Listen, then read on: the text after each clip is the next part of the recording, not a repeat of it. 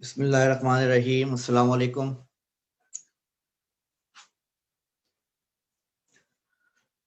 जी बच्चों, कल हमने 13 चैप्टर स्टार्ट किया था करंट इलेक्ट्रिसिटी का। आज उसी को आगे कंटिन्यू करेंगे। हमारा आज का पहला टॉपिक है ओहम्स लॉ।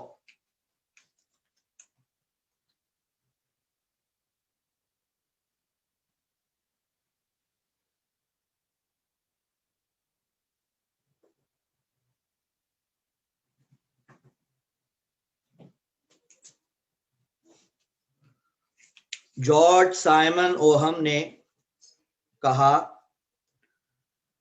कि अगर हम किसी कंडक्टर की फिजिकल स्टेट को सेम रखें, कंडक्टर माने कॉपर, सिल्वर, कोई भी ऐसा जो करंट को कंडक्ट करता हो कंडक्टर कहलाता है। दुनिया का बेस्ट कंडक्टर है सिल्वर, चांदी नंबर 1 कंडक्टर है, दूसरा कॉपर है, तीसरा गोल्ड है। तो ओहम ने कहा कि अगर हम किसी कंडक्टर की फिजिकल स्टेट सेम रखें, यानी कंडक्टर को खींचे नहीं, गर्म ना करें, हथौड़ी ना मारें, यानी उसको डिस्टर्ब ना करें, किसी भी मैनर में उस कंडक्टर को डिस्टर्ब ना करें, उसकी कोई फिजिकल स्टेट चेंज ना करें, तो करंट वोल्टेज पर डिपेंड करेगा। According to Ohm's law, current is directly proportional to the applied voltage या potential difference if the physical state of the conductor remains same। अगर कंडक्टर की फिजिकल स्टेट सेम हो तो। समझ आई बात? जी बेटा, याद है? क्लियर है?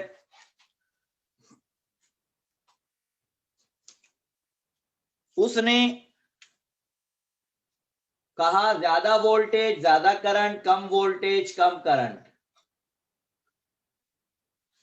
उसके बाद उसने यहां पर साइन ऑफ प्रोपोर्शनैलिटी को हटाया और इक्वल का साइन लगाया और एक कांस्टेंट लगाया। वो जो कांस्टेंट है वो कांस्टेंट कहलाता है कंडक्टेंस।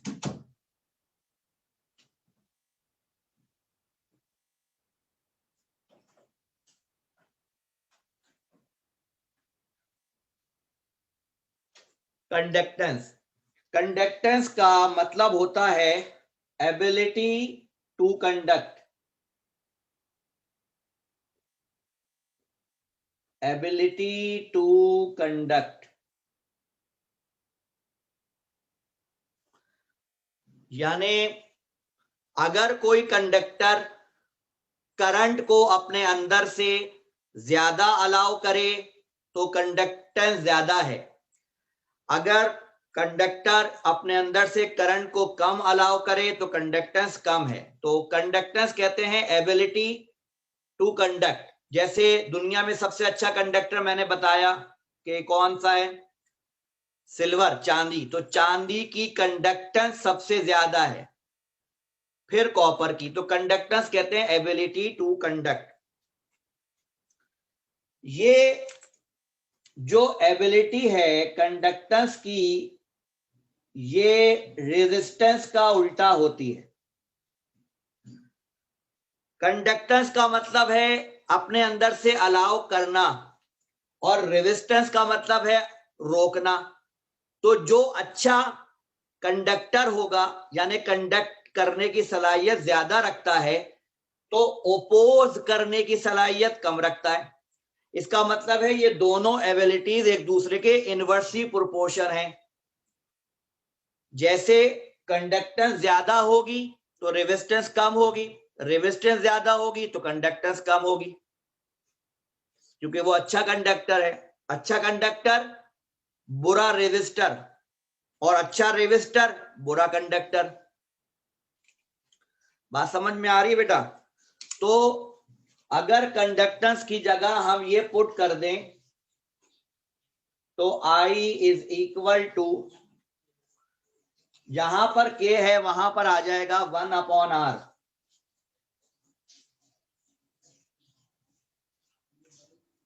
और यहां पर आ जाएगा V।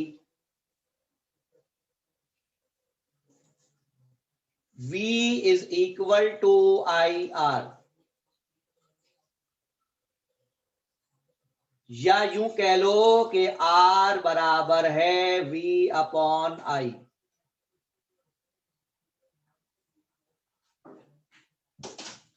ये आपका ओहम्स लॉ है। ओहम कहता है अगर मैं वोल्टेज बढ़ाऊंगा करंट बढ़ जाएगा, वोल्टेज कम करूंगा करंट कम हो जाएगा, मगर इनका रेशो यानी इनका डिवीजन, इनका जो हमेशा क्वोशिएंट आएगा, वो जो जवाब आएगा वो हमेशा कांस्टेंट रहेगा। इस बात को उन्होंने ग्राफ में इस तरह से शो किया कि ये करंट है और ये वोल्टेज है। तो जब ग्राफ बनाया तो ग्राफ इसका इस तरह से आया, स्ट्रेट लाइन, यानी कि करंट और वोल्टेज में डायरेक्ट रिलेशन है। करंट डिपेंड करता है वोल्टेज पर, वोल्टेज बढ़ाएंगे करंट बढ़ेगा, वोल्टेज कम करेंगे करंट कम हो जाएगा, और वोल्टेज और करंट का रेशो हमेशा रेजिस्टेंस के बराबर आएगा जो कि कांस्टेंट रहेगी। कब तक कांस्टेंट रहेगी? जब तक फिजिकल स्टेट कंडक्टर की सेम रखी जाएंगी, जब तक। ठीक है, तो लॉ क्या हुआ? At the same physical state of the conductor, current passing through it is directly proportional to the applied potential difference. ये इसका लॉ है, स्टेटमेंट है। स्टेटमेंट समझ में आ गया बच्चों आप लोगों के, या मैं लिखवाऊं?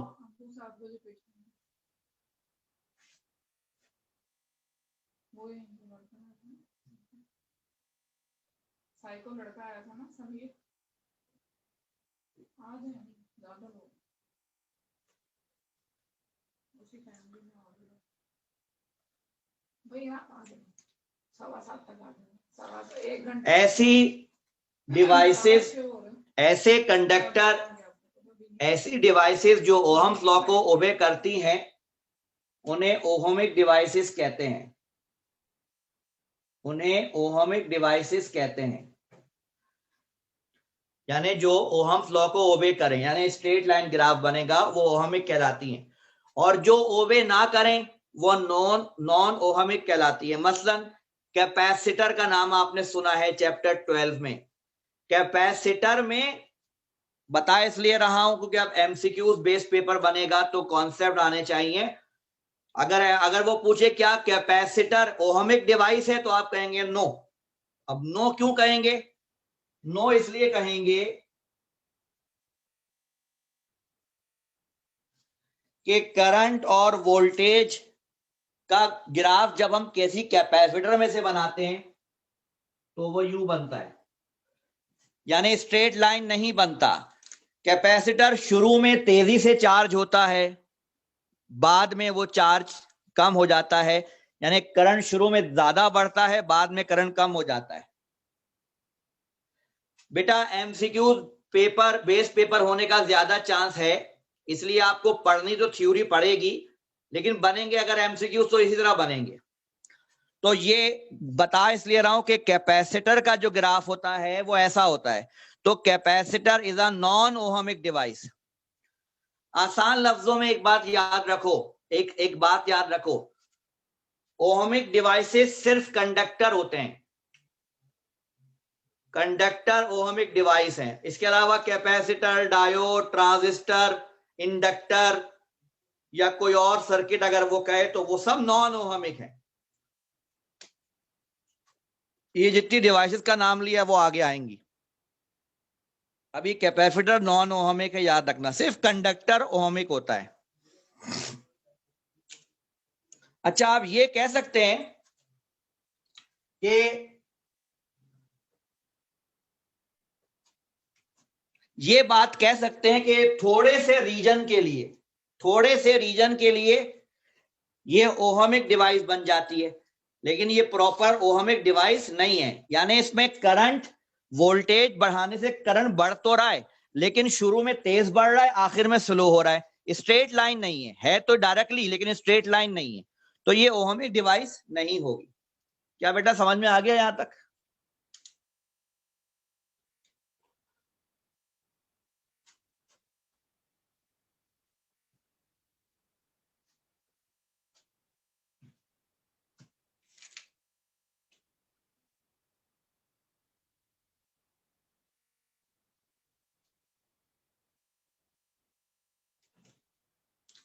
देखें,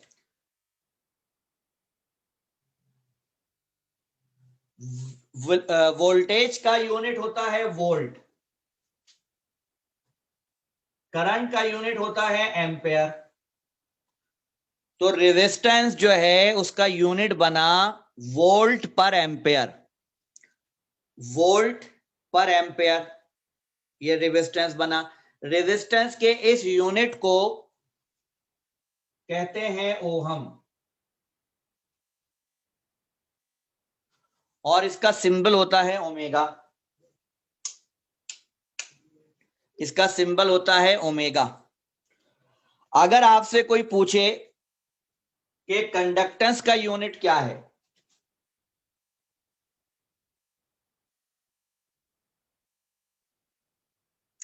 तो कंडक्टेंस होता है रेजिस्टेंस का रेसिप्रोकल।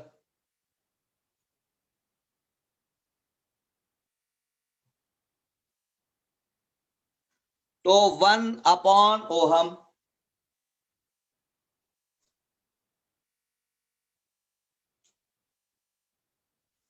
तो ओहम को ऊपर ले गए, हाँ एम्पेयर अपॉन वोल्ट भी कह सकते हैं, फातिमा आप सही कह रही हैं।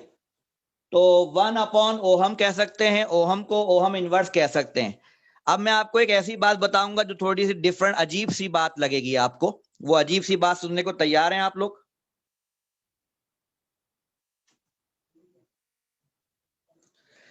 ये जो इनवर्स होता है ना, इनवर्स कहते हैं रेसिप्रोकल। रेसिप्रोकल का मतलब होता है उल्टा, यानी ओहम का उल्टा, ओहम का उल्टा। तो साइंसदानों ने क्या किया, ओहम को उल्टा लिख दिया। ओ एच एम है ना, एम एच ओ कर दिया, मोह। तो कंडक्टेंस की यूनिट होती है मोह। कुछ समझ में आई बात? कंडक्टेंस का यूनिट होता है मोह, एम एच ओ, ओहम को उल्टा लिख दिया, ये है कंडक्टेंस का यूनिट। अजीब सी बात है, इसलिए मैंने कहा था अजीब सी बात है। तो अगर कोई पूछे कंडक्टेंस का यूनिट क्या है, बोले मोह। भाई मोह क्या है? Ohm inverse. भाई ओहम इनवर्स क्या है? Ampere upon volt. ये होता है, ये कंडक्टेंस का यूनिट। रेजिस्टेंस का यूनिट ओमेगा, रेजिस्टेंस का यूनिट ओमेगा ओहम, ये तो याद रहता है बच्चों को, लेकिन कंडक्टेंस का यूनिट मोह ये हर एक को याद नहीं रहता, इसलिए बता रहा हूं कि ये अजीब सी बात आपको याद रहेगी।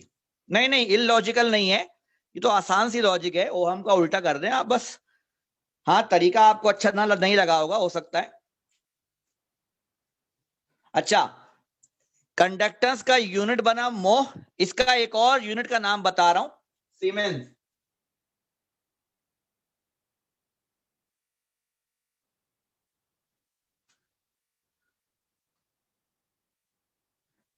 मोह का एक और नाम है सीमेंस। सीमेंस एक कंपनी है पाकिस्तान में, इंटरनेशनल भी कुछ चीजें बनाती है इलेक्ट्रिक की। तो कंडक्टेंस का यूनिट सीमेंस भी है, मैं इसलिए बता रहा हूं कि एमसीक्यूज में फर्ज कर लीजिए ऑप्शन दिया हुआ है कि the unit of conductance is ampere per volt, मोह, सीमेंस और ऑल ऑफ देम। तो बेटा एम्पेयर पर वोल्ट भी सही यूनिट है, मोह भी सही यूनिट है, सीमेंस भी सही, तो ऑल ऑफ देम का ऑप्शन होगा। तो आपको ये सर नाम पता होने चाहिए। जी बेटा, क्लियर है यहां तक?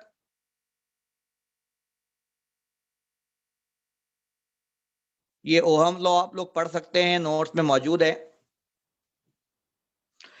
अब मैं आपको कराऊंगा रेजिस्टेंस को सीरीज में और रेजिस्टेंस को पैरेलल में कैसे ऐड करते हैं, सीरीज रेजिस्टेंस और पैरेलल रेजिस्टेंस।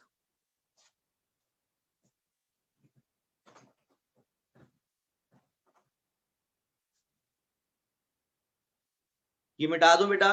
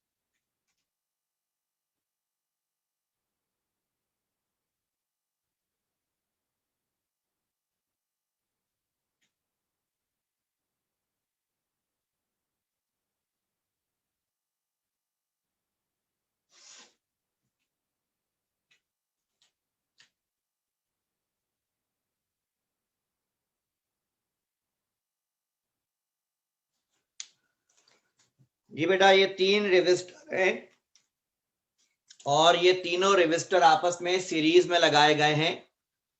आपको कैपेसिटर जब पढ़ाया था तो मैंने कहा था सीरीज में चार्जेस सेम रहते हैं। यानी देखो, जब यहां से बैटरी से करंट निकलेगा, जब ये करंट जाएगा यहां से, तो यही करंट पहले इस रेजिस्टर से गुजरेगा, फिर इधर से गुजरेगा, फिर इधर से गुजरेगा। इसका मतलब करंट सेम रहेगा।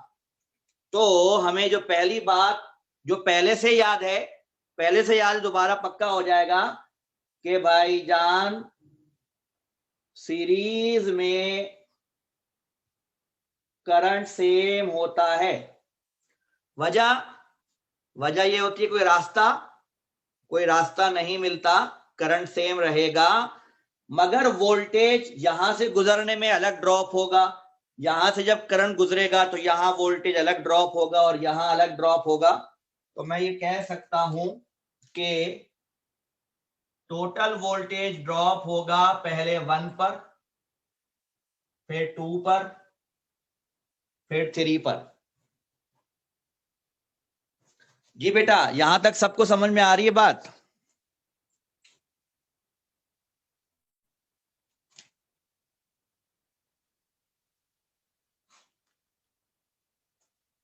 ओके।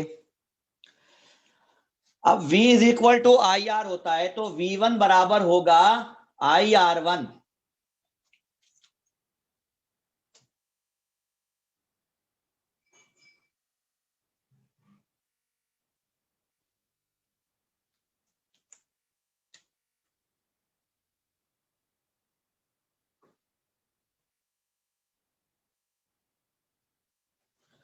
तो V1 बराबर हो जाएगा IR1, V2 बराबर हो जाएगा IR2, और आया करंट सेम है ना इसलिए।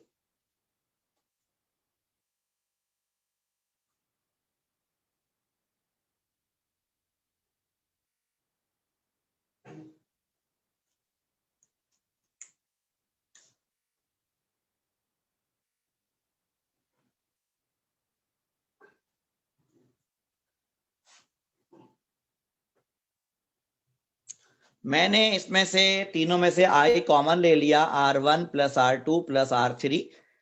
ये मैंने यहां तक कर लिया। क्लियर है बेटा यहां तक? अगर मैं इन 3 रेजिस्टेंस को हटा दूं और एक रेजिस्टेंस लगाऊं, जो बैटरी V पर मुझे करंट I सप्लाई करे, तो मैं लिखूंगा V बराबर है IR।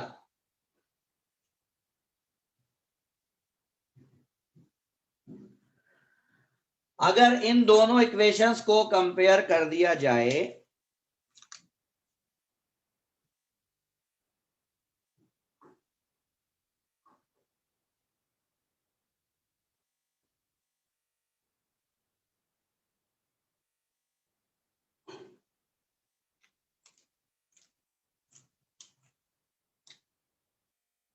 तो IR is equal to IR1 plus R2 plus R3।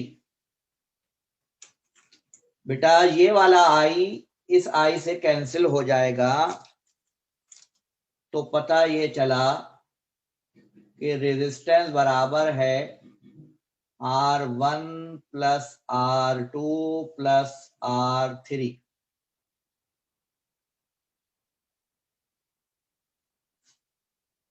इसका मतलब ये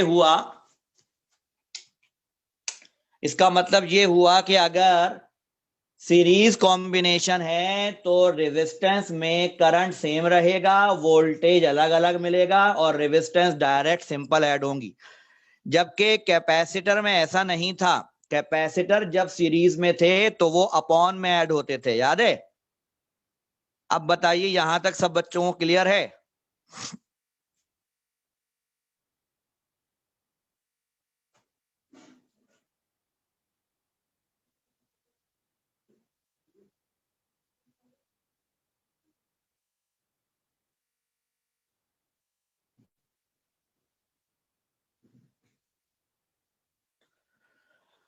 अच्छा ये बताइए, रेजिस्टेंस जो है क्या ये कंडक्टेंस का उल्टा होता है या कंडक्टेंस रेजिस्टेंस का रेसिप्रोकल होता है?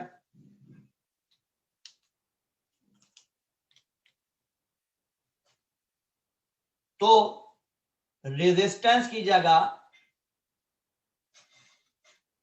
1/कंडक्टेंस, R1 की जगह 1/K1, R2 की जगह 1/K2 और R3 की जगह 1/K3। तो ये भी याद रखना मेरा बेटा कि सीरीज में रेजिस्टेंस सिंपल ऐड होती हैं मगर कंडक्टेंस अपॉन में ऐड होती हैं। ये बात ब्लैंक में पूछी जा सकती है क्योंकि हमारे जहन में तो सीरीज में रेजिस्टेंस रहेगा कि रेजिस्टेंस सीरीज में सिंपल ऐड होती हैं, वो पूछ लेगा कंडक्टेंस के बारे में। तो कंडक्टेंस उल्टा है बेटा, इसका जो रेजिस्टेंस के साथ सलूक होगा वो उल्टा होगा कंडक्टेंस के साथ। क्लियर है बेटा? ये नोट्स में पढ़ लीजिएगा और लिख भी लीजिए, चाहे तो पिक ले लीजिए इसकी। ये टॉपिक यहाँ कंप्लीट हो गया है।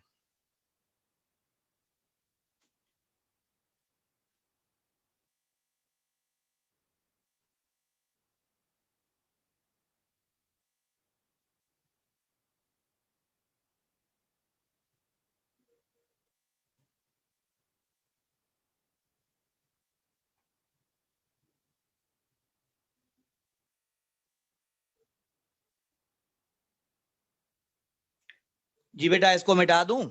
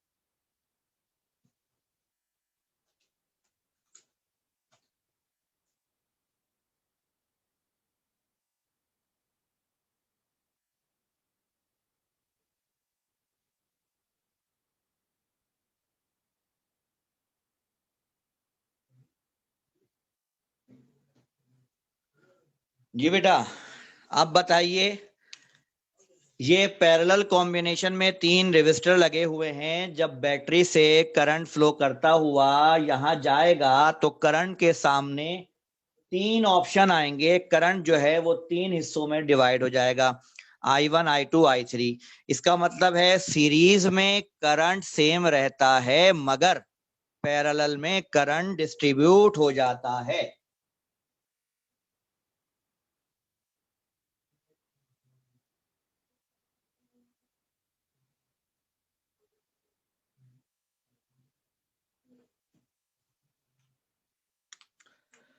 इक्वेशन बनेगी करंट की, वोल्टेज सेम रहेगा क्योंकि पोटेंशियल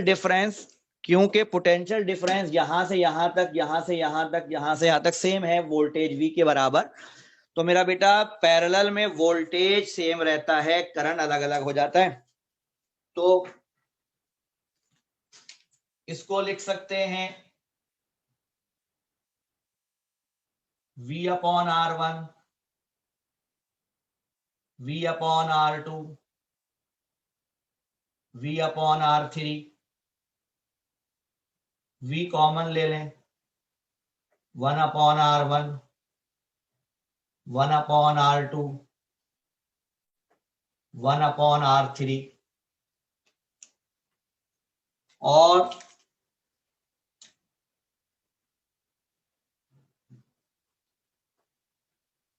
यहां आ गई क्वेश्चन नंबर 1।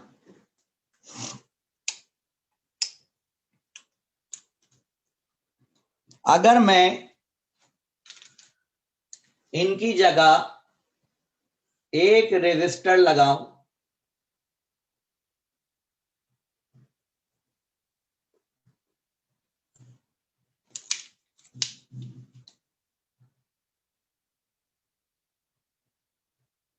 तो according to Ohm's law V is equal to IR, so that I is equal to V upon R।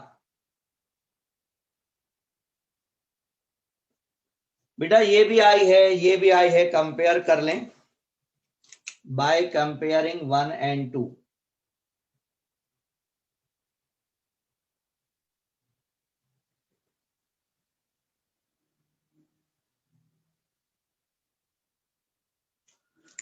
Comparing 1 and 2, V upon R बराबर है V 1 upon R1, 1 upon R2 plus 1 upon R3। ये भी और ये भी cancel, तो 1 upon R बराबर है 1 upon R1 plus 1 upon R2 plus 1 upon R3। जी बेटा क्लियर है?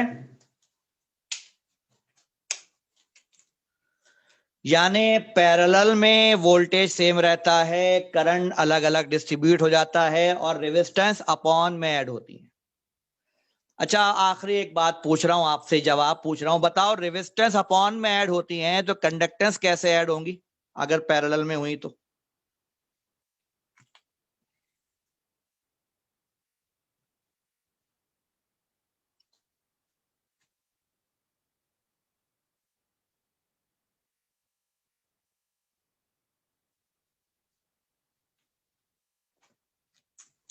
सिंपल ऐड हो जाएंगी क्योंकि 1 अपॉन रेजिस्टेंस कैपेसिटेंस, वो 1 अपॉन रेजिस्टेंस कंडक्टेंस होती है।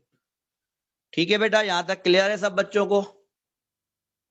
आज हमने पढ़ा ओहम्स लॉ क्या होता है, ओहमिक डिवाइस क्या होती हैं, और सीरीज पैरेलल कॉम्बिनेशन क्या होता है। और अगले हफ्ते इंशाल्लाह यहीं से स्टार्ट करेंगे।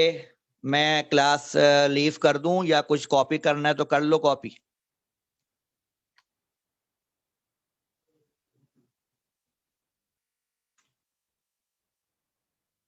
ये आसान टॉपिक था, हाँ मैं वेट कर रहा हूं। आसान टॉपिक था इसलिए मैंने बहुत ज्यादा डिटेल क्या बताता, ये तो आपने कैपेसिटर भी पढ़ा ही था ना, सीरीज पैरेलल, तो वैसे ही है टॉपिक ये बेटा। नोट्स में भी देख लेना, ऐसे मिल जाएगा आपको इंशाल्लाह। अब ज्यादातर चैप्टर आसान ही आएंगे इंशाल्लाह, वो कोई ऐसा मसला नहीं है। समझो मेन चैप्टर जो था वो 11 12 थे। अभी मैं एमसीक्यूज पर काम कर रहा हूं, इंशाल्लाह आपको जल्द अज जल्द एमसीक्यूज भी मिलना शुरू हो जाएंगे चैप्टर वाइज, या हो सकता है कुछ चैप्टर्स के बनाकर दे दूं।